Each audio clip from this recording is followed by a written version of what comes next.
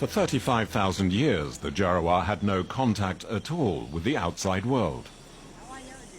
Let's see who can shoot the furthest. Recent studies indicate they were amongst the very first peoples to have migrated from Africa to the rest of the world. I'm going to try again. This time it'll really go far. In theory, the Jarawa Reserve is protected by the Indian Army and access is prohibited. But since 2012, contact with Indians living on the other side of the island has increased. Now, tourists and poachers are threatening their fragile way of life. More than once, tribesmen have traveled to meet with the authorities, but their complaints have been ignored. That is why we decided to break the ban and meet them to hear their side of the story. We lead a peaceful existence in the forest, and we're happy.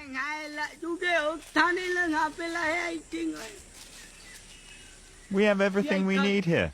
The trees bear a lot of fruit, and the flowers are magnificent.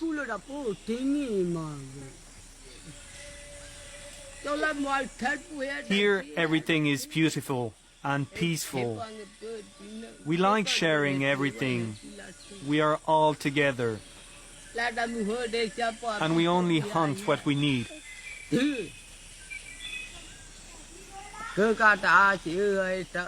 But before, there were no strangers here. Today, they're getting closer and closer to us. The Jarawa are pygmies and hunter-gatherers. Their way of life has hardly changed since the Stone Age.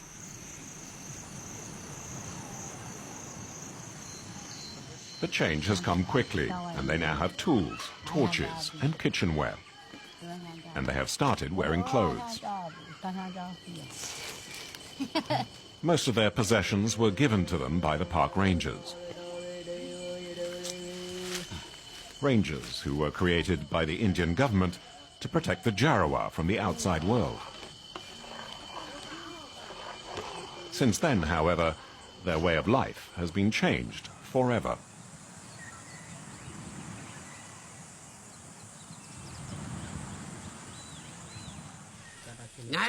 Before, there were no metal pots.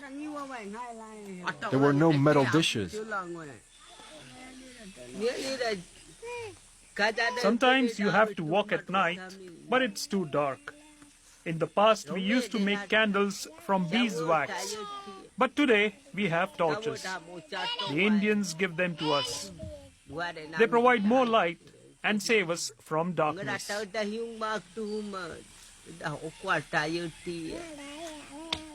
Today was all of that. Things have changed.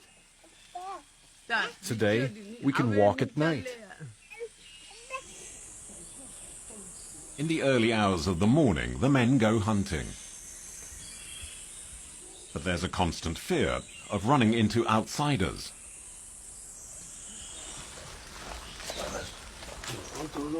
In spite of the rangers' patrols, dozens of armed poachers hunt with impunity on their land.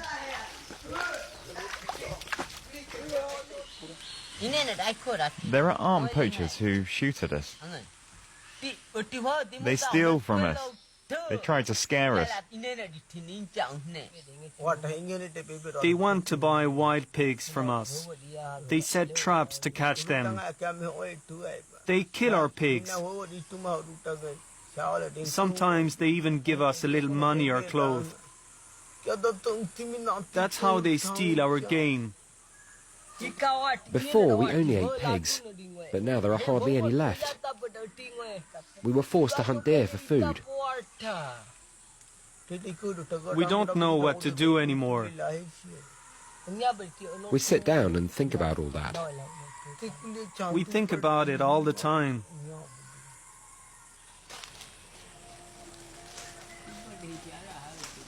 After the wild pigs, it's deer. Their numbers have decreased dramatically since the poachers forced the Jarawa to hunt for them.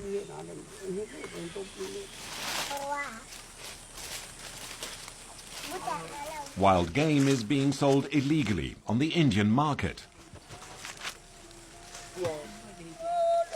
But the Jarawa have even worse things to tell us. They're offering us tobacco, and they want to show us how to chew it. It's not good for us. They give us alcohol. We don't want that either. But they still try and make us drink it. We don't want any, it's bad. But they try and influence us. It's like that in your world.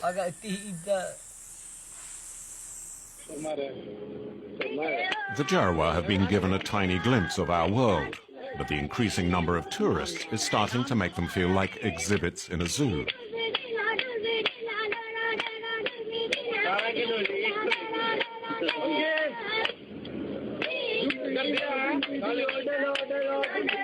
An Indian policeman is filming for a tourist next to a road that crosses the Jarawa Reserve.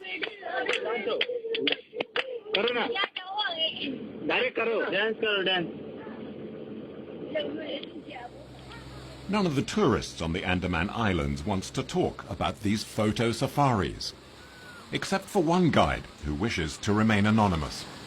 70 to 80% of Indian tourists who arrive in Andamans, in their package, like it's always there, like, you know, just to have a look, like how these Jarawas are, like, and that became actually a commercial business for all these travel agents in Port Bay, like, and people are taking nude photographs and they are selling their CDs, like, you know, naked ladies dancing. I feel like it's actually sort of an exploitation, like these innocent aboriginal primitive tribes, like, you know.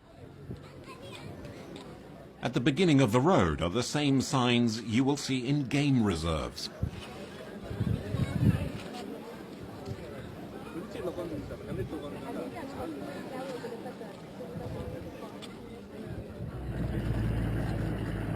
Escorted by the Indian Army, dozens of vehicles cross the reserve 4 times a day. Inside are tourists who have paid to take pictures of the Jarawa. Tourist videos have been uploaded online. Nobody had ever asked the Jarawa what they thought, but we did. Takulu, one of the hunters, is the clan's spokesman. With tourism, money came into their lives.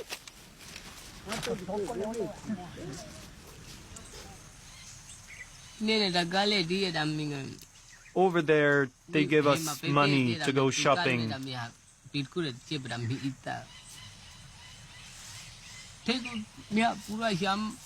buy cakes for the kids.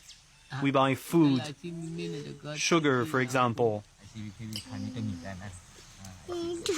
If we don't have money, it's not a problem. But in the shop, if we don't have money, we can't buy cakes.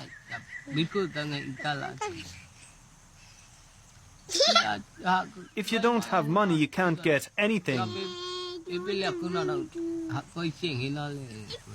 We don't like going on the road. It's very bad. We don't like going there.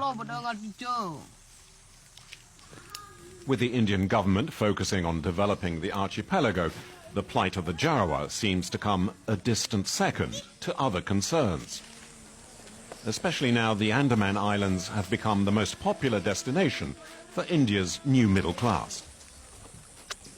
The ruling nationalist BJP party is denying the Jarawa the right to self-determination, something the Jarawa say is unacceptable. We don't like the outside world. We don't want to have any contact and be too close to your world. We want to stay the way we are. Your world is bad for us. We don't like it. There are too many people. There's too much noise and no peace. Your world smells bad. We're at home here. This is where we want to live. Here we can find everything we need. In the evenings we're together. We sit down. We build a bonfire. We're happy together. We have no worries. Despite repeated requests, no Indian official was willing to be interviewed. Included in the vision of the Indian agency responsible for the Jarawa is to discharge its duties and responsibilities on behalf of India and the world to this unique heritage by conserving the ecology and environment to enable the indigenous people to live as per their own genius. But the temptation to force the Jarawa from their unspoilt beaches to build hotels might prove too strong, whatever the declarations of goodwill the Indian authorities may have made. And with no clear policy or seeming will to protect them, how soon will it be before the world's oldest peoples simply disappear forever?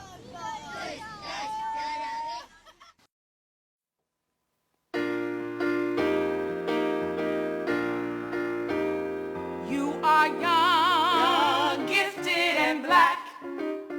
We must begin to tell our young. There's a world waiting for you. Yours is the quest that's just begun. When you're feeling real low, there's a great truth that you should know. When you're young, gifted and black, your soul's intact.